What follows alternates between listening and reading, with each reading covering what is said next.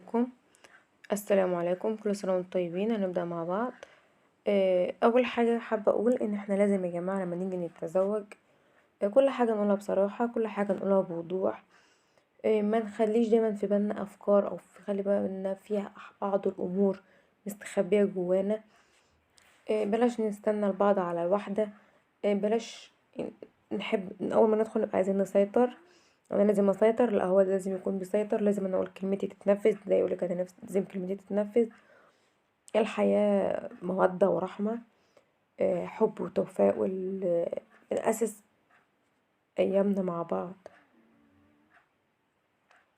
بنأسس حياتنا مع بعض. لازم نحب بعض ونخاف على بعض، لان انتي هتخافي عليه هو هيخاف عليكي، انتي هتحبيه هو هيحبك، انتي هتحترميه هو هيحترمك، والعكس هو يحترمك انتي لازم تحترميه. الحياة مودة ومشاركة. بلاش دايما اشوف حاجة بيعملها غلط اكتم، او هو يشوف حاجة بعملها غلط فيكتم، ونفضل لبعض على الواحدة، لا انت عملت، لا انت سويت، لا انت عملت، لا انت سويتي، وارمي وداني لوالدتي وهو يرمي ودانه لوالدته. كده اموركم مش هتمشي. لو حصل الموقف او اي حاجة ما بينكم تكون ما بينكم، بلاش نحكيها لحد حتى لو كان مقرب مننا، لان محدش هيحبنا، محدش هيتمنى لنا الخير اكتر مننا. القصة بتاعت النهاردة ان هو شايف ان زوجته لبست لون مش حلو. ازاي تلبس حاجة زي كده يوم الفرح وهي قاعدة جواها تقول انا هخلي ايامك كلها سود، اصبر عليا بس. وهي اول ما اتجوزت غصب عنها، وما كانش عايزها واتجوزها لانه هو لازم يتجوز ولازم يأسس أسرة. وطبعا كشعب مصري ان احنا لما بنيجي نكلم بنات حتى لو بنحبهم او بنحترمهم بنكلمهم ما يبقى مش هنجوزه، لا انا اخد واحدة ما اتعاملتش مع حد. هي ما كانت رافضة الجواز دلوقتي، واهلها قالوا لا ده مناسب وده غني ولازم تتجوزيه، وانت ليه ما انتش راضية. دي عاداتنا دي تقاليدنا. بعد الجواز هو طبعا بدأ ينفر منها، بيعملها وحش وهي هكذا. المفروض دلوقتي ان هما يعملوا ايه بقى بعد ما اتجوزوا؟ هي دي طريقتي وان كانت عاجباك، وهو ده يقول لها هي دي طريقتي وان كانت عاجباكي. هو يمشي طول النهار بره وطول الليل بره، وهي تقعد في الشقة تاكل في نفسها. يجي يقول لها اعملي لي اكل، تقول له لا مش هعملك، مفيش. او يجي يلاقيها نايمة يقول لها جاتك حيطة، نامت عليك حيطة، زي اي زوج مصري. ويدخل يعمل اي اكل سريع تيك اواي او يجيب اكل من بره وياكل ويسيبها. تاني يوم الصبح طبعا هي عملته وحش بالليل فيساعد يسيبها من غير فلوس وياخد بعضه ويمشي. طبعا هي تقوم ما تلاقيش حاجة في البيت وتبقى مخمودة، فيقوم فيتعكنن على نفسها فتستنى بالليل لحد ما يجي عملت اكل، تقول له لا ما عملتش اكل، ما فيش اكل في الشقة. فيقول لها مش عايز، انا كده متعشي بره، ويكبر دماغه ويسيبها ويخش ينام ويقعد يتفرج على التلفزيون ويتفرج على التليفون او يلعب اتاري او ينزل الجيم ويخرج مع اصحابه. بيتكلم مين؟ ملكيش دعوه. والايام بتجري. هل هي كده هي الكسبانه ولا هو الكسبان؟ مين كده اللي خسر؟ مين كده اللي هياخد على دماغه وهيسكت؟ اكيد طبعا مش هجاوب على السؤال ده، وهستناكم انتوا اللي تجاوبوا عليه. لو جينا خدنا الامور بالعكس، او نبدل بالامور ونقول ان اول ما اتجوزت هي ما كانتش رافضاه، بس بس هي كانت انسانه محترمه وذوق.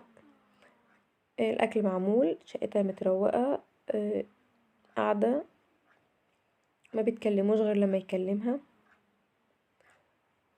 هو بيجي ما بيلقاش فرصه انه يزعق او انه يتكلم. يدخل يلاقي مطبخه وفي اكل، شقه متروقه، قال لها هاتي ما اكل، تقوم جايبه له الاكل وتقعد تتفرج على التلفزيون او تقعد على التليفون او تقعد واتيفر بقى. او لو هي عملت شغل على اليوتيوب او على الفيسبوك او على الكواي او على اي برنامج وعاشت حياتها، بهدوء وبسلام. طبعا هو هيحس على دمه، وتاني يوم هيسيب فلوس وهياخد بعضه وينزل. ممكن يجي بالليل مرة ويقعدوا يتكلموا سوا، يتفرجوا على فيلم، يهزروا، يضحكوا. ساعتها هيبقى في قبول، في احترام، في مودة، وهيتعاملوا مع بعض كويس.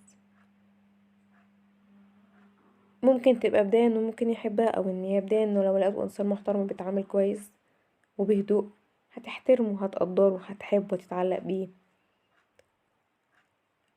لو احنا شفنا الامور، يعني شفنا كده وشفنا كده من نفس الاتنين دول، قلنا في نفس الاتنين دول، انا معاك ان ممكن تلاقي طباعه صعبة، ممكن يكون عنيد، ممكن تلاقي تيجي تتجوزي واحد تلاقيه عنيد، شخصية نرجسية، غيور،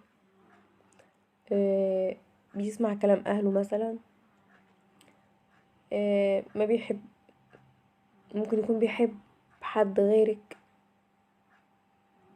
ممكن انت تقدري تبدلي ده او تغيري في ده، لان انت ممكن تغيري عادة وتبدلي طبع، بس بتاخد وقت، مش كل حاجة في يوم واحد.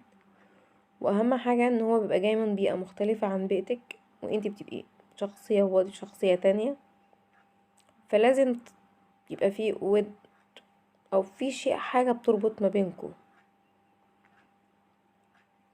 وما تقدريش تغيري حد في يوم وليلة، ولا هو يقدر يغيرك في يوم وليلة. بلاش فكرة ان انا اللي هيسيطر او هو اللي هيسيطر، بلاش فكرة انه لازم يقدرني وانا لا، بلاش فكرة ان هو اللي لازم يعمل وانا لا. إيه، حاولي تبقي ناضجة، حاولي تبقي تفكري بالاسلوب اللي قدام منك. متتهوريش، ما تفكريش ان ممكن تعندي او تسيطري على الموقف. خدي بالك برضو انك زي ما انت عايزة يبقى ليكي كيان او احترامك، لازم هو كمان يكون ليه كيان او احترام، وكل حاجة بهدوء وبصبر.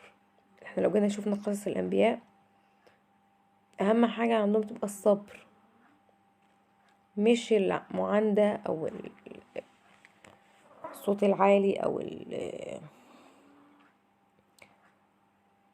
الطباع السيئة، او زي ما حد بيقولوا لنا لازم تعملي ولازم تعملي، وخلي لك الكلمة وخلي لك شخصية من اول يوم.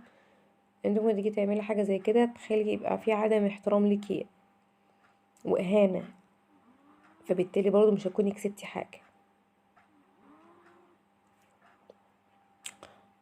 انا وصلت لحد هنا، اتمنى الفيديو يكون عجبكم او كلامي يكون كويس. بحبكم في الله، وارجوكم لو الفيديو عجبكم اشتركوا في القناة وفعلوا زر الجرس عشان يوصلكم مني كل جديد. ومع الف سلامة، والسلام عليكم.